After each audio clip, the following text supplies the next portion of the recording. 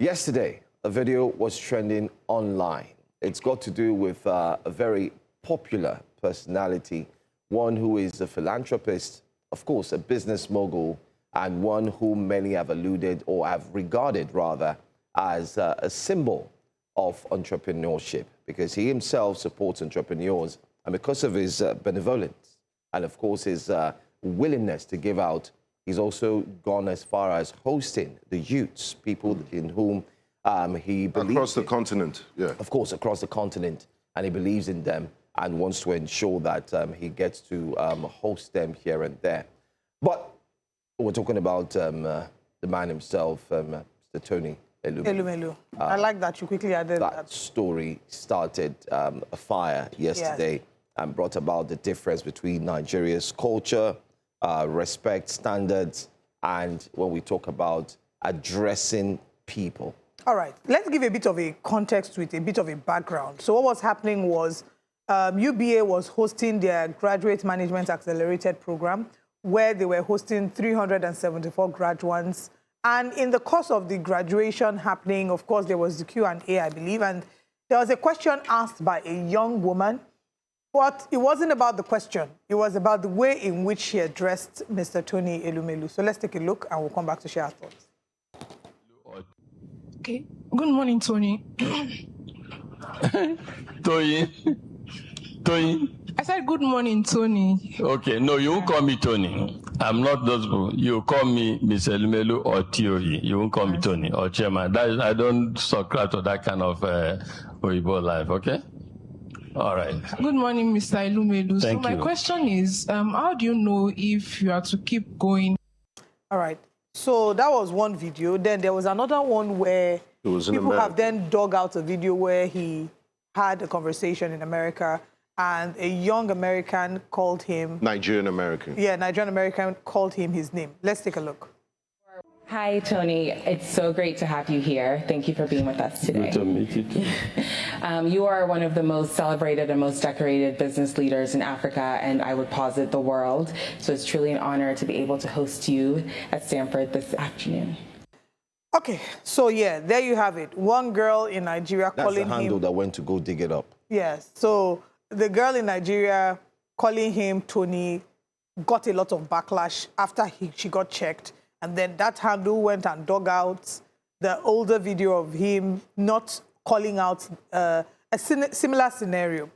And here's what I would say in response to that. You're not done. Oh, okay, sorry, go ahead. Then there was another one of Maya Angelou that also started trending. And I don't know if we have that video as well. Let's take a look at the video. Oh, thank you. And first, I'm Miss Angelo. Miss Angelo. Yes, ma'am. I'm not Maya. I'm 62. Kim, you had a question. Yeah, I wanted to ask Maya her views on interracial relationships. Oh, thank you. And first, I'm Miss Angelo. Miss Angelo. Yes, ma'am. I'm not Maya. I'm 62 years old. I have lived so long and tried so hard that a young woman like you or any other you have no license to come up to me and call me by my first name. Excuse me. That's first. That's first. Also because at the same time, I am your mother, I'm your auntie, I'm your teacher, I'm your professor, you see?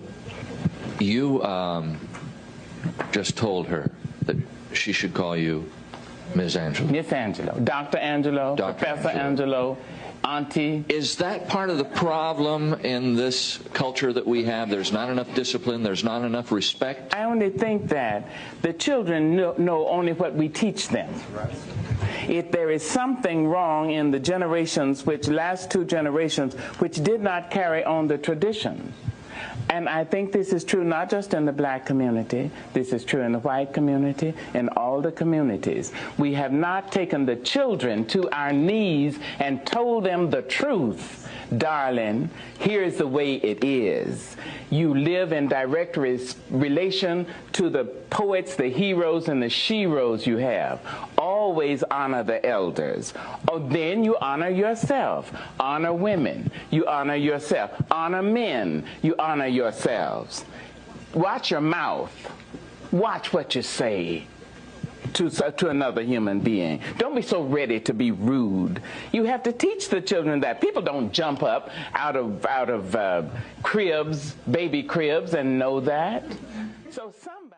So now you've seen the different contexts. First of all, Mr. Tony Elumelu. And just for the record, when we speak about him, there are two things. Okay, I'll start by saying, first of all, there are two things that you must take account of. How you speak about someone and how you speak to someone. True. When people are speaking about him, we refer to him, almost everybody has called him Tony Elumelu. When speaking about him, it's a completely different kettle of fish.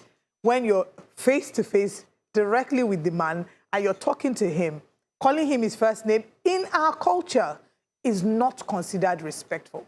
There are those who argue that the culture of the office might be a first-name basis, a work relationship, that a lot of them have been exposed to external influence. I understand that argument. However, you must understand that context matters.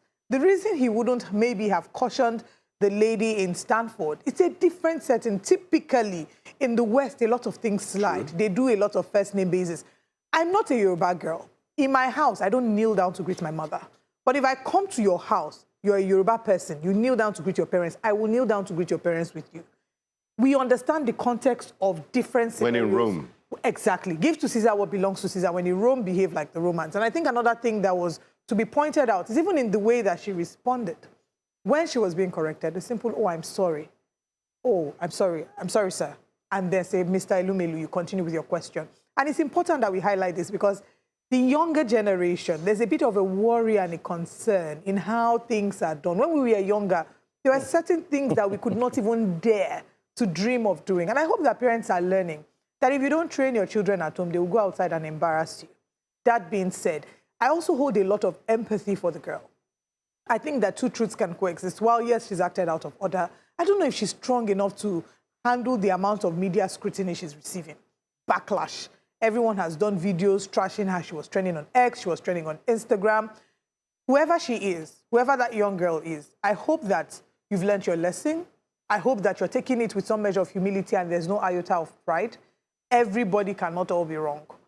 And more importantly, I hope that you're able to lift up your head at work today and that you learn that, these things happen. You pick up yourself. You don't shrink and you don't cower. Because honestly, sometimes media scrutiny, and when I say media, I mean social media, traditional media scrutiny can be tough, and not everybody has the bandwidth to deal with it. So that I hope that you're able to be kind to yourself and you learn from this.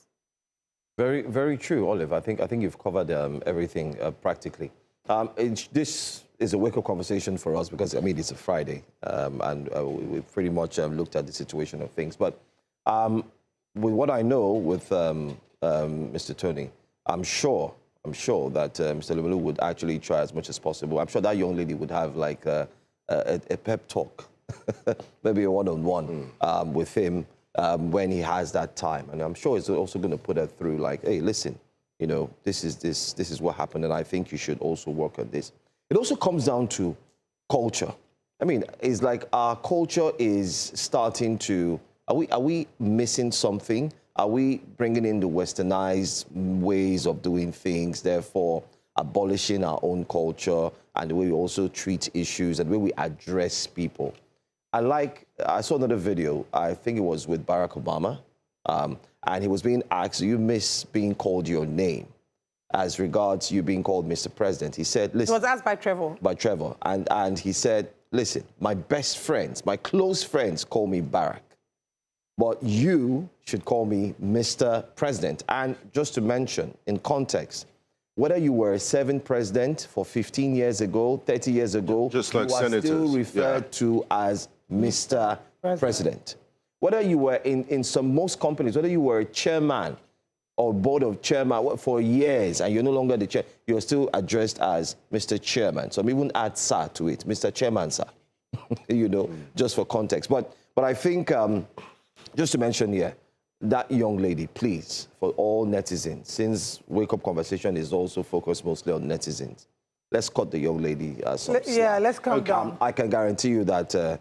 Elumelu is not harsh like like many have said. From his reaction, you could tell that he didn't take it to her. Yeah. But this is where I would like to comment, and I agree with read the room, study the environment, and I don't support the inquisition against this young girl out there on social media. Please, we have bigger problems to deal with than an individual's error. We've all made mistakes. I've made a mistake with regards to something like this, and I'll share my story. I've done that too. But I think we've all done that. this young lady, from my research and from what I heard, is that in UBA training school, it's they refer to everyone on first name basis. It's the work culture there. So she probably took it to heart and took it all the way to the chairman to address him. We do first name basis. Yeah, we do. But I cannot see my MD and call him Coyote. Yes, I mean, it depends on the individual and what they like. Because in some other companies, they refer to their MDs as, so you read the room, when in Rome, you behave like a Roman. Yeah. Context matters. When Emma Abaga sang Soft Like Tony, he didn't put soft like Mr. Tony. And when Charles Okocha, Mr. Elumelu, when he was singing Elumelu Money, he didn't put Mr. Elumelu, he was slamming Elumelu. So context matters. That's music, that's art.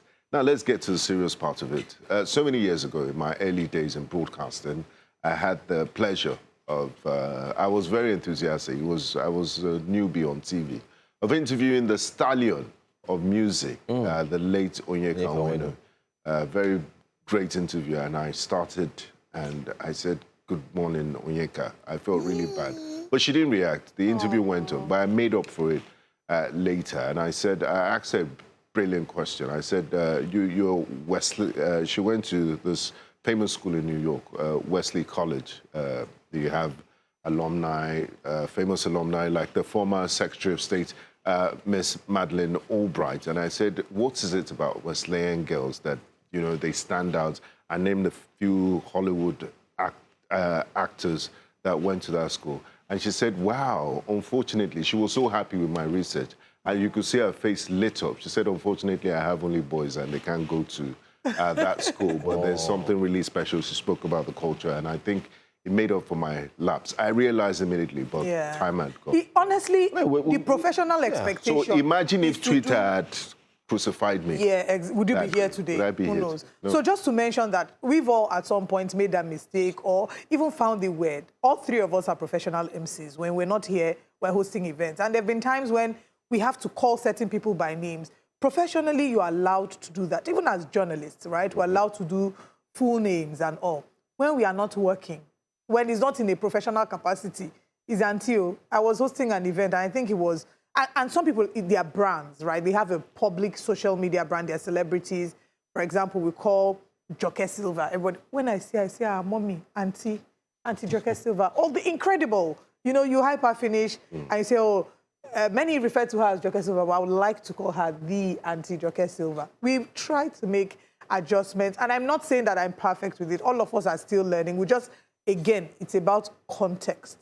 Having said that, Joe and I would like to inform you that going forward, we are not your mates. We are not your mates. This is Mr. Joe, this is Mr. Gbenga. All right, Mr. Gbenga and Mr. Joe, thank you so much. Going forward. In fact, let's ask our audience. How dare you? Our audience, our viewers, do you agree that I should start calling them Mr. Joe? You don't have a choice. You don't need to. No. It doesn't behove on the man who is watching us or the woman who is watching us. No, they have a right. They don't have a right. They do have a right. Tell me how you should address me. I remember a service of songs I hosted for this brilliant gentleman that passed a long time ago. He was old. He had so many achievements. And then I started reading out his name. It was late Dr.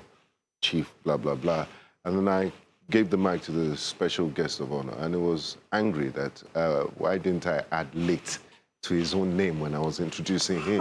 Benga, that's a lie. I don't agree. Benga, that's a lie.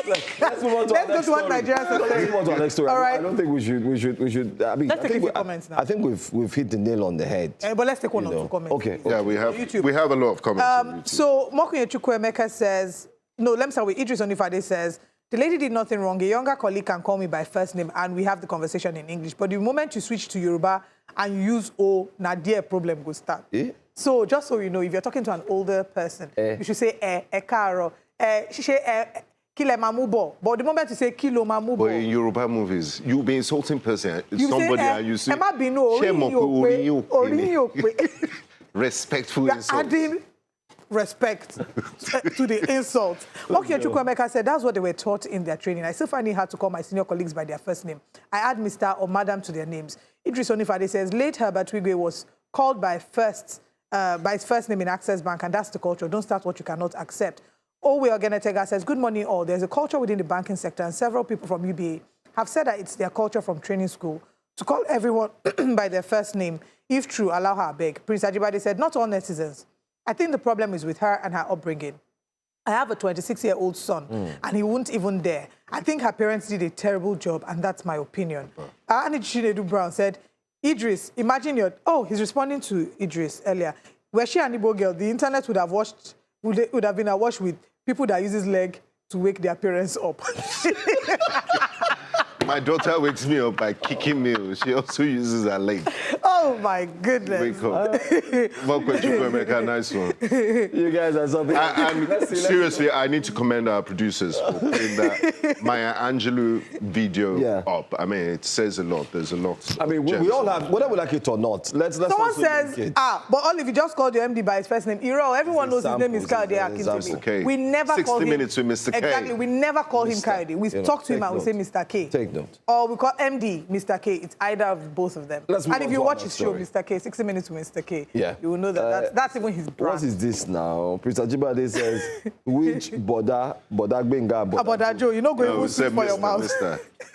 Let's go to our next story. Our next story, very quickly. The next story is a sad one. It's got to do with Nigerians who are, like someone put it, trapped on the road. Someone said Nigerians are paying for the dividends of the choices they made, not the dividends of democracy. That's what a tweet said. Said, this is the dividends of the choices that you made. Well, for motorists on the Benin-Agbo bypass, getting from one point to another has actually become a horror movie, with some residents saying they now spend hours stuck on the road, describing it as impassable. Don't take our words for it. If you've been on X, you've been on social media, people are documenting consistently the horrific situation that they found themselves up until 2 days. It's taken more than 48 hours. It's terrible and agonizing. Watch the videos for yourself. We'll come back to talk about it. Drop your comments on what you think. The governor of the state, he puts with me put for us for center of that road. Shani. This one Agbo Road, Agbo Road. Yeah, Shani for Agbo Road.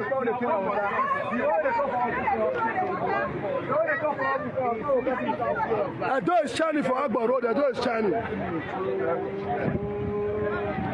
At the record of my brother. Edo is Chani, Senator Governor Modi Okpebolo. Yeah, he don't cash out. He have business don't commit for you. Edo is Chani, See our road. Edo is Chani. They don't block her now. Now, me want to see what the governor want to do. Governor come and say, I dare you as a governor. Anything I want to tell me. I try for the state. I do fly over, I block them. May anybody know it? I don't try. I carry company where no get name come, they can't do road. I don't try. I do road, I push with impo. I don't try.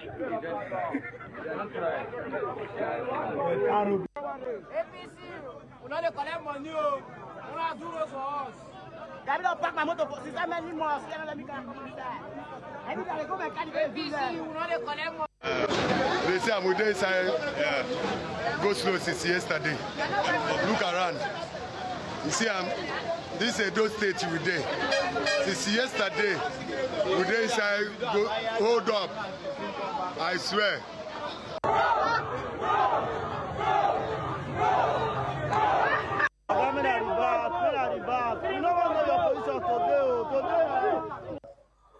See that plastic market with this, so see am. Just video ram. Video our FCC Plus, see people they come. Video them. If we talk now, they will tell us rubbish. See. Now to go there, they go do campaign and say no send them. To fix road, I don't know if it fix. They say they do coastal road. Coastal road they do don't make sense. Video this man and see so. Video ram. Imagine. Video ram make they see. Video ram make they see. Video they see. Video the gospel make they see.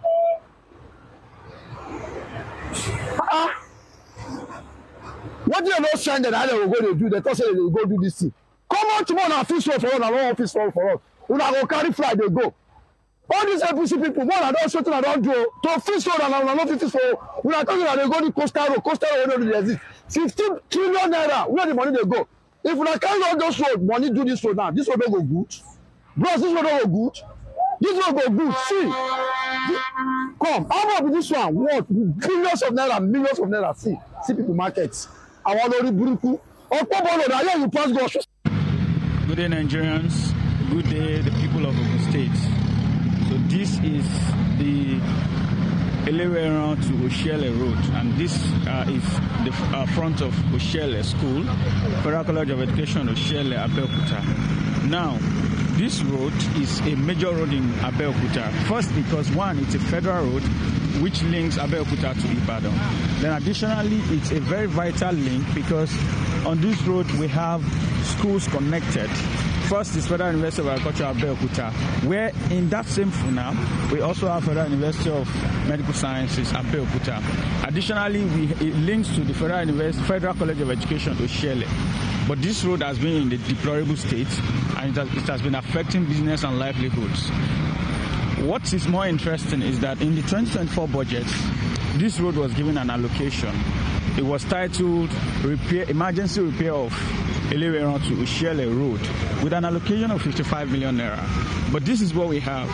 And there has been lamentation, there has been complaint, there has been effort, even from the student union of this school. However, nothing has been done. So at this point, the people of Oshele, the people of Elumelu are tired, the people of camp are tired of using this road. And as such, we are calling on the relevant agencies and government agencies and stakeholders to see to this road as a... From Edo, Agbo, bypass, and the last video you saw there, Ogun State. And yet, if you put everything together, Nigerians are asking a big question. By the way, just to mention, the Edo-Agbo bypass road that you saw there, people were stuck on that road for more than 24 hours, 48 hours. And some people were giving reports on X. Those whose homes are not far off from the express road, from the road rather, were videoing and saying, oh, so time check, these guys are still stuck, they're not moving. You do what you want to do with that information. Benga, I mean, this is terrible. I've been in a traffic situation, I think 3-4 hours on Lagos-Ibadan Expressway, and I could imagine the horror I went through. I couldn't even, you can't do your toilet breaks or everything. It's such a huge inconvenience. And you're stuck in the middle of trailers, trucks. Imagine if there's a medical emergency. Imagine how are they going to evacuate people from there, or security emergencies? It's terrible. No one should be going through this sort of experience, especially as a Nigerian. But it's almost like a given that it's going to happen, and it's unfortunate. And for those passing commentary about coastal roads, two things can coexist. You can fix coastal roads. You can also repair the existing roads, and the priority should be the same. You should give it the same level of attention. I would think the logical thing to do is, there are bad spots, like really, really bad spots, especially the interstate roads, the roads that lead from one state to another. And Edo State is a melting pot. Like it's a convergence point where people move to different parts of the country. So you know how serious the federal roads in Edo State is. And it's unfortunate that the government is not giving it the much needed attention it deserves by, building new roads. And I think before you embark on new projects, please make sure you standardize the existing ones and they're fit for purpose and they're great to stop Nigerians. I mean, we need to start quantifying. Time is money. People's lost man hours, precious time on that road, people's well-being, their mental state of, and the businesses they're going to. It's really very, very, and I relate with them for being angry. Anyone will be angry to be stuck in that sort of situation. So let's just also mention, I mean, from my own quote-unquote personal, in some measure, experience, I have family that left Delta State some days ago to come to Lagos. Now, they couldn't fly for certain reasons, so they had to come by road. And it was the most terrible experience. It was a harrowing experience. You know, when I was informed about how bad the roads were, how hilly, and I was even just happy, as selfish as it sounds, I was happy at least they were able to make it to Lagos before this insane one happened. And Maurice Moye, Mokunye Chukwuemeka, you mentioned myself and Maurice Moye on a certain tweet, and I saw the tweet yesterday, just to highlight the same story, right? It's a shame that these are the roads, and this is why we must ask questions. When we say that we are able to save 15.8 trillion naira from subsidy, and we say 10.4 trillion was given to the states and to the local government, and the federal got a certain allocation, we have a minister of works. The different states have commissioners of works. There are questions that need to be answered. And more importantly, you must then decide. This is why you must participate in the electoral process. You can't sit on the sidelines and be complaining. If you did not vote at the last elections, I'm very sorry. A number of the things that are being spoken about, you have no right to really speak about it because you had a chance to exercise your franchise and you chose not to, except you had valid reason not to vote on that day. And there are some people who were working. I know some journalists, unfortunately, can't vote that day because you're covering elections. But if you have a chance, a choice, and you deliberately decide, I'm not involved, though, politics is not my business, I hope you see that your roads, the quality of your life, all of this is largely dependent on your ability to influence the decision of the leaders that you put in power. It's why 2027 is your business. Entertainment on social media is great, but entertainment on social media is not going to fix your roads. You must be interested in politics. You must be interested in who governs you. And you must be able to ask these people questions. The Edo State governor has come under criticism as well because of these roads. And it was very interesting. Part of the criticism we've seen is those who say, look, you can't be having a road that is less than excellent, but yes, you are attacking Osun State governor and Osun State government during the elections. You can't do that. He who comes to equity must come with clean hands, right? So a number of the arguments we hear some of the governors say, it's not our road, it's a federal road. Federal law, state law, press them. Ask them questions. It is your right. No one is doing Nigerians a favor by giving us good roads, giving us electricity. These are the basics. It's you go basic. to the West, and it's a normal thing. I can't even start to imagine this kind of roads. And, you know, you are in London, for example, on major roads, and this is a major road. I shudder to imagine. I mean, maybe I've not been to those parts of London, correct me, but we compare ourselves easily to, oh, it's not only Nigeria it's happening, it's happening in these other places. We are very quick to make comparison when it's bad experiences. Hold your leaders accountable. Make these videos. Continue to speak about it. You have a voice. You have a platform. Use it at these coming elections. I hope that you remember these roads when you're going to the polls. Just to mention, the total project estimate for the coastal road is 15 trillion naira. Yeah, it's the biggest single infrastructure project in the history of Nigeria. And I recall how people kept saying, why don't we fix the existing roads first? And there's nothing wrong in doing that concurrently. The president, in just concluded Federal Executive Council meeting, had approved some monies for repair works and construction works. But people are now saying it is just twilight, or it's dark, leading towards the election. I mean, the election season It might be election speak, yes. And people are saying, we don't, some people are, some, because we follow these stories and we see the reactions online, and we also speak with some of the experts. People are worried that this could also be just a political direction, a political statement. Go ahead and fix this road. And the biggest question is, why now? I do recall that Nigerians had been talking from months ago, last year, 2 years ago, when the coastal road was about to be commissioned. Remember when they commissioned the 30-kilometer? Yeah. And it wasn't done? Yeah. They weren't finished? First time in the history of the world that I would see that sort of thing happening. And the minister, Dave Umahi, has also said that, listen, these roads are the best. But we've also seen that while we're working on that one road, if there's budget, why don't we fix this? I feel sad. Up until yesterday evening, Benga, people were still stuck. And as I speak this morning, we wait for clarity. If you know anybody who is there, please feel free to reach out. I'm just in the comments on YouTube. Mokunye Chukwuemeka says, Olive, I met someone yesterday. They left us about 10 a.m. on Wednesday and got to Lagos 8 a.m. yesterday. How does that make sense? 24 hours. And then we had a guest for a yesterday 6-hour saying drive. that it's just traffic, that it is safe. Mr. Theophilus Akatugba. That was what triggered me. God forbid. Imagine that there was an insecurity attack. How do people want to escape? Or medical emergency. Yeah, a woman goes into labor. It's really, really terrible. People shouldn't be doing this. It's sad.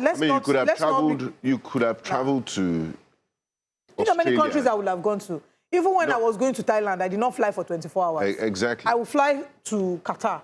How many hours? Take maybe like 1 or 2 hour layover and continue my journey. It was not that far, even if you're going to Antarctica. It's really terrible that Nigerians have to go through this. Let's see what. And we haven't even seen any statement from the Federal Ministry of Works. No statement from so let me predict. Permit me to predict. When you get a statement, it will simply just explain why the issues may happen and that they are on top of it, and Nigerians should get to understand that there was rain, and because of the At least acknowledge people's suffering. Well, let's hope that this one, I mean, we talked about FEC meeting and the outcome of the FEC meeting, and there was an allocation for road infrastructure. The FEC approves 438 billion naira road projects and commissions. The approvals included concessions for trailer parks, highways under public-private partnerships. We are hoping that the outcome of this is that now that the approvals have made, we'll start to see considerable difference, considerable impact. But again, some of those constructions will take 24 months, just to mention. 24 months. Okay? Just to mention. Anyway, let's see what Nigerians are saying on X very quickly concerning this story. Very difficult one. And our hearts, once again, I'm still saying I feel so sorry for those who have been stuck. Some have been so frustrated. The videos are not anywhere near fun. People are angry, people are agitated, people are at a state of shock. Let me read some of the roads that... For 48 hours, going to 72 hours, being stuck, not being able to move. And they have to move. Let me read some of the roads so far. There's an FEC-approved reconstruction of the Ado-Ekiti in Aramoko Itaure Oshun border road in Ekiti.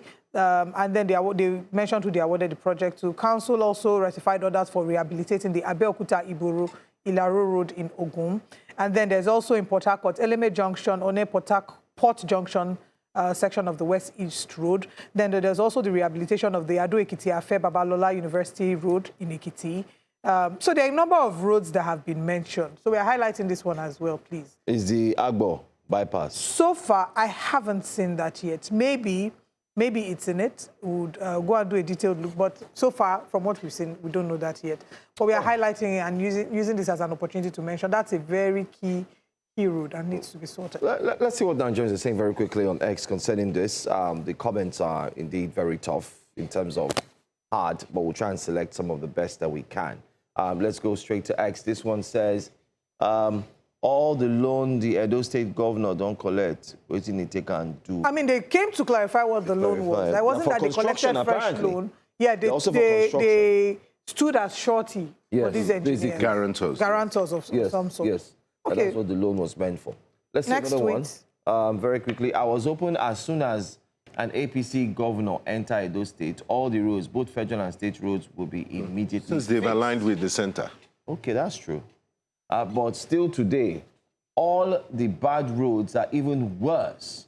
Which kind of wickedness is all of this? Instead of Nigeria to progress, it's regression. This is very bad, he says.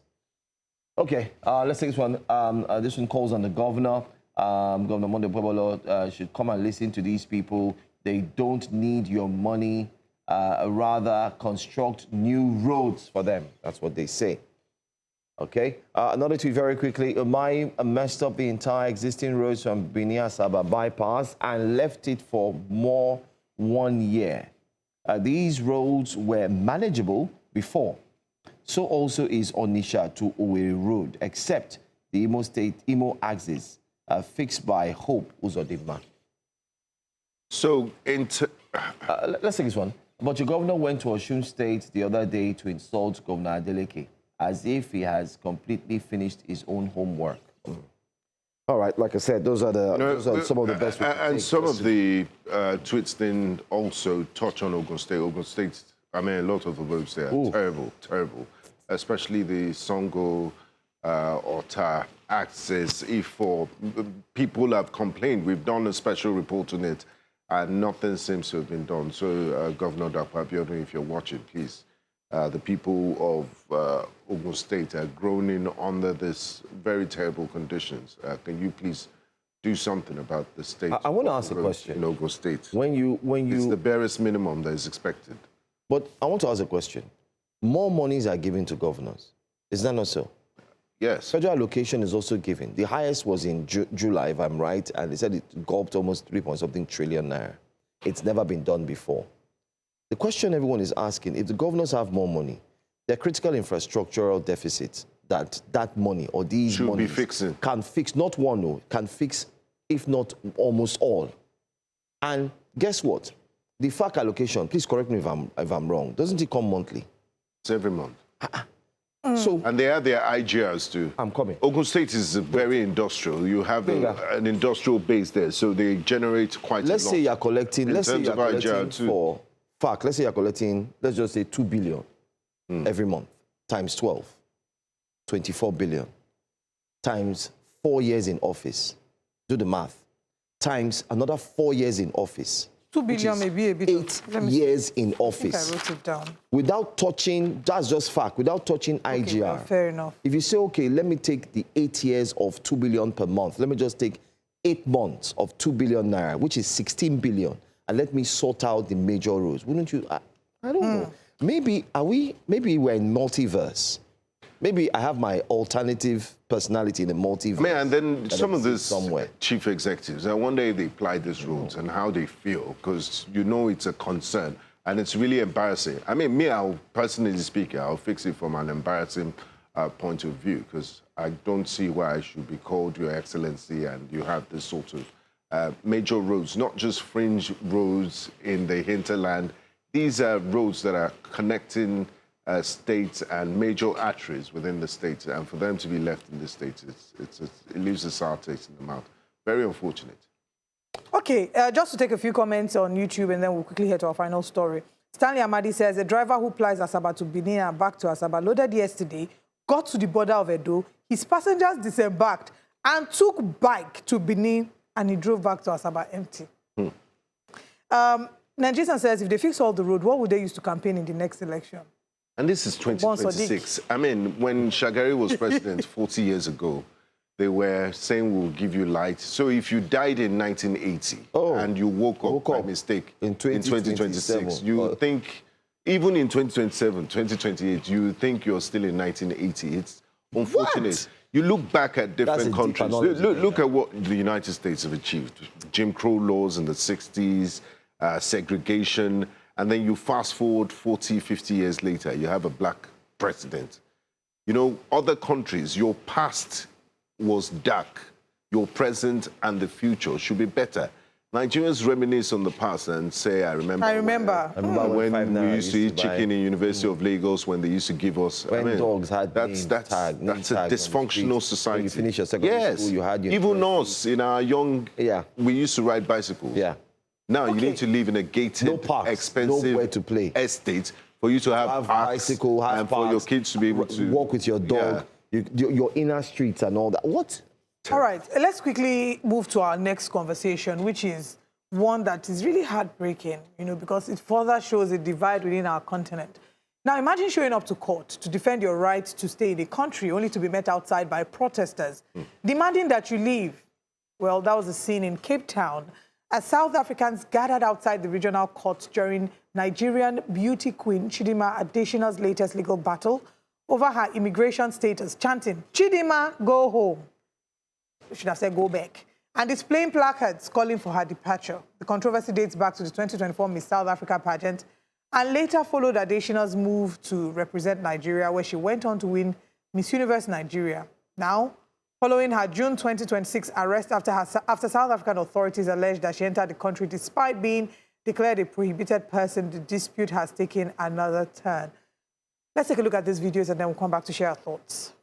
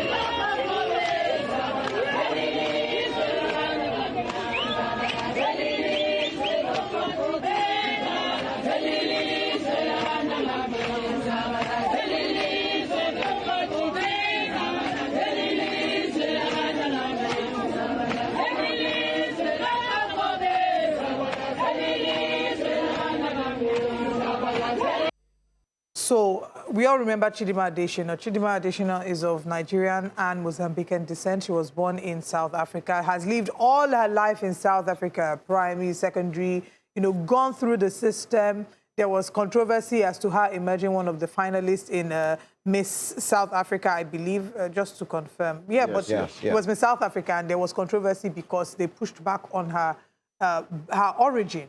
I'm wondering if she was actually South African. As a result, Miss Universe invited her to Lagos, Nigeria, to come and contest. She came, she contested, and did a phenomenal outing and won the Miss Universe Nigeria contest. And that was the beginning of Chidimma's problems. Now, many people say, is it not easy for her to just pack your things and leave? Just come back. They don't like you. If they don't like you, just come back home. We forget that home for Chidimma, whilst nationally and by virtue of her father's state of origin or country of origin, maybe Nigeria on paper. But in reality, home has always been South Africa for her. She was born there, grew up there, has spent her whole years there. Now, the question is, will we say that a child who was born there, who has spent her whole life there, you know, can just pack up her things and leave? Those who argue about the reality of xenophobia in South Africa and how people who have built their lives were asked to pack their things and leave by the 30th of June. And many of them, the whole of their existence was reduced to 2 suitcases, 2 hand luggage, two checked-in luggages and 1 hand luggage. That is what years of living in South Africa was reduced to for them. So honestly, I empathize for Chidimma. It's a sad situation. It's a really sad scenario. It's a reminder about the fragmentation of our continent and how we don't realize that when we're divided and we hate ourselves this much, it is the West that will benefit. It's not to their advantage that Africans don't like each other. And this whole fracas between Nigeria and South Africa, if our leaders, if you know, South African past leaders were to see this, would they be happy? Would they be proud? When we talked about xenophobia, and many would say, why does Nigeria keep bringing up the role? Because Nigeria did play a role in ensuring that, you know, apartheid was no longer or should no longer have been a conversation in South Africa. Nigeria played a key role. We're not saying pay us back because we played a role. We're saying let us at the very least be human. Chidimma is not the cause of the problems in South Africa. Chidimma is not the cause of high unemployment rates in South Africa. For them to march and, you know, mount a mob against her like that, all of them chanting and singing. Chidimma is not the ANC. She stole something. Yes, you would think she's one of their corrupt politicians that you are protesting against. She didn't do any of that. And the people who are championing that, the Operation Dudula people, who go from hospital to hospital looking for quote-unquote illegal migrants, the foreigners make up 5% of South Africa's population. You've sent everybody back home. Are jobs available now? Nope. Is the quality of life better? Nope. Let me also mention very quickly that, I mean, I'm going to tilt towards a different aspect. My own angle simply is this. In as much as she has been told to leave, let's also look at the fact that, one, she's from Nigerian descent. I mean, her father is Igbo. Her mother is actually Mozambican, but they grew up in South Africa, Soweto. She stayed there, she grew up there, and she's lived all her life in South Africa. But my own take, Olive, is this. Permit me to go biblical this morning. I mean, even our Lord said, if you go to this place, you're not wanted, what do? Take your leave. We also have examples. I mean, there's Ruth and Naomi.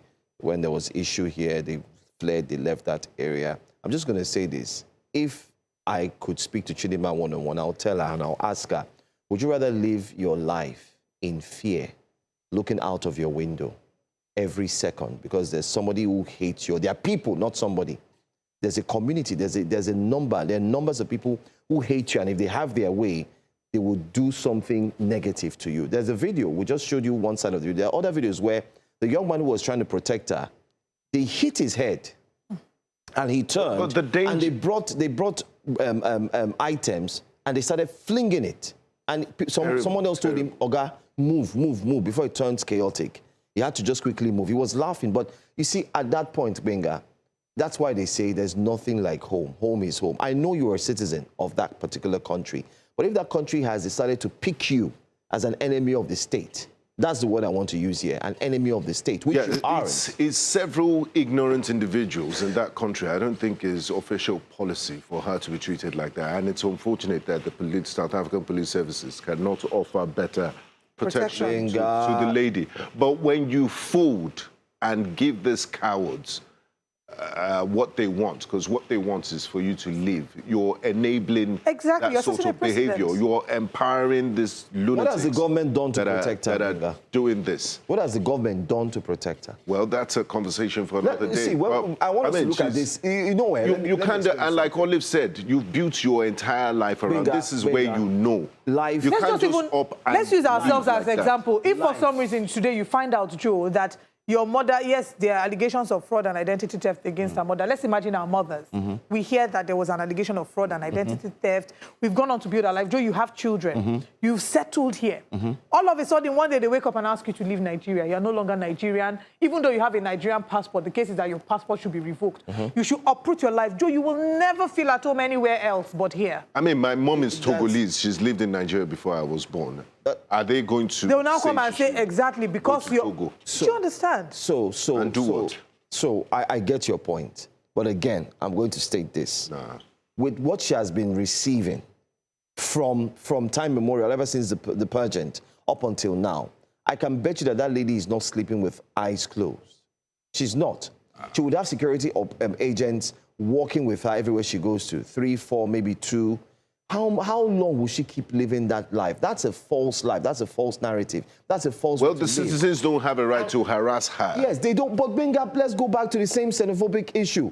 Is it not until all Nigerians have left, there's repatriation, that the president, the same president, came on TV to say he doesn't know why they acted that way just last week. You know, last week. We find it fashionable to bash Nigeria, but for all our flaws, we're a wonderful host. And I don't think a group like Operation Dudula or Match can exist in Nigeria. No. Even fellow Nigerians will clamp down on you and say, why are you oppressing? We have South Africans in Nigeria. So you get even with the xenophobia that Nigerians experience in South Africa. And they need to force all of them to read history books and understand the sacrifice that the rest of Africa made for their freedom. This is my personal opinion. Dear Chidimma, if there's a way you can restart all over again, move into another country. See, Olive, let me share something with you. It's about protecting life, and this life is one. The sanctity of life. Yes. Not 1, not 2, not 3, who had to leave the East and relocate to Lagos. Not 1, not 2, not 3. He had to move all his family to Lagos. When you start receiving letters, threats, this, that, and then he walked up, good enough, he's a person of, he has good networking. And he went on to the government and said, listen, this is thing, I had an altercation with a certain family, this was the risk, this is a danger, these are the threats, look at what they're doing. And at the end of the day, when it seems like the government is supposed to even protect you was not offering that protection, when you put 1 and 2 together, I can bet you that, let me ask either both of you here, can our dear Chidimma walk freely to a superstore alone now and buy things and walk back home strolling on the streets alone? There is wisdom in what you're saying. I'm not going to dispute She can't. because her life is more important than any passport or any citizenship. What we are saying is it is unfair how she has been treated, how she's been blacklisted, how she's been mobbed and attacked. Is very unfair. But it points to a deeper underlying issue. Chidimma is the face of a deeper problem between Nigeria and South Africa. And it's high time our leaders find a way to resolve this. Sit down. I don't know what needs to be done. Honestly, sitting here, I can't tell you that I know what needs to be done. But there's a deeper problem, a deeper underlying issue that needs to be resolved. South Africans need to also have a form of resolution within themselves. They need to learn to hold their government to account, because it feels that they want to blame everybody else but their leaders regarding what's happening in their country. They're not pleased with their quality of life, but they want to blame everybody else but their leaders. We are not pleased with the quality of life in Nigeria, but we don't go about harassing people. It's a failure on your immigration if there are lots of illegal people. It's a failure on your immigration laws, and having them going to take the laws into your hands, going to the streets, asking random people to show their documentation. we've really fallen to the lowest of lows. It is very deplorable behavior. It should not be encouraged. The government, the South African president should come out and speak about this. But he has.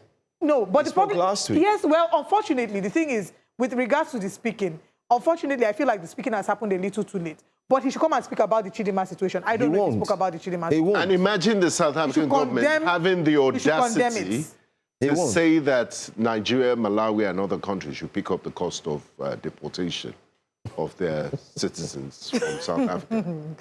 Anyway, just a few comments here. The funny side, okay, regarding this one, Lillian Oloha, unfortunately, I didn't watch it yesterday, know the funny but thing. I will get to watch the recap. Should Chidimma, I mean, this is a personal decision again, and it's personal. Should Chidimma decide to move to Nigeria, I have a strong belief she will do very well. Of course she will do better. She will do fantastically well. Nigeria has welcomed her with open arms. She would. Which is why this comment, Felix Okechukwu says, low-key, that Chidimma doesn't like Nigeria, and I don't agree with that. It's just, again, that's all she has known. In response, you know, Maurice Moyen says, but she's lived all her life in SA. Where is she going to? It's like you being sent out of Nigeria. Where do you start from? And that's the truth. And it's not for us to put ourselves tell her in her picture, you know, in her shoes, rather. Guys. She's lived all her life in South Africa. Evangelist Top Gabriel says, Queen Joe Olive, thank you very much for adding that, Queen. I love it. Queen Joe and you should address us as Mr. Olive. Joe. I'm Prince. He said this South Africa issue will never stop if the president affected countries like pre-Tinubu had not actions to take. The SA government is also supporting this nonsense. And then he said, Joe, you have valid points, please. Benga, my name is Queen. Add Olive to the Queen, please. He says, staying alive is the most important thing. Until when you're alive, you can talk of your right. And then Osa says, this is a valid point. He says, a home is a place where you feel safe, accepted, and at ease, even if it's not where you're from. Home can always change. I've been outside Nigeria for 10 years now, and this is my present home. I completely understand that. It says but I hope you complete your statement before we wrap up. I don't know, Napoleon, I want to take this comment, but I don't know what this is referring to. But regarding the increased It's fine. Let's wrap allocations, and we'll talk about that one much later.